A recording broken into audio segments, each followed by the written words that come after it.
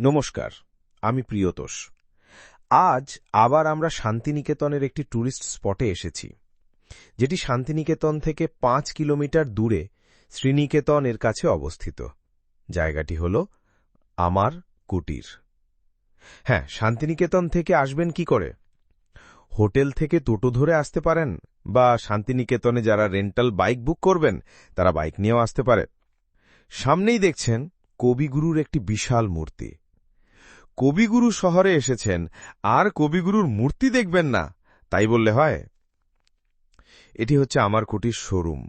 এখানে অরিজিনাল লেদারের bag, purse জিনিসগুলো বিক্রি হয়।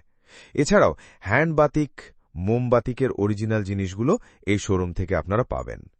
এটি বসার একটি সুন্দর জায়গা। এখানে আপনি ঘন্টার পর ঘন্টা বসে সময় কাটিয়ে দিতে পারবেন। আমার কুটির জায়গাটি ভীষণ শান্ত, নিরিবিলি।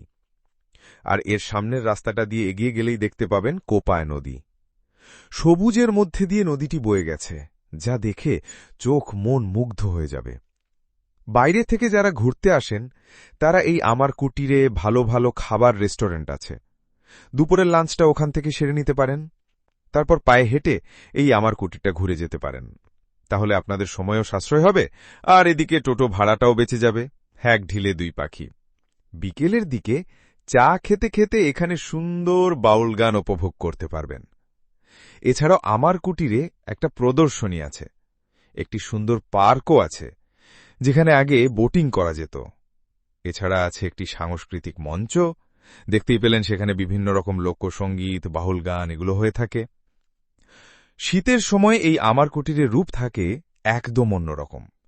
এখন যেরকম শান্ত নিরিবিলি পরিবেশ দেখছেন, শীতের সময় এই জায়গাটি থাকে জনবহুল একটি স্থান, কারণ এটি একটি পিকনিক স্পট।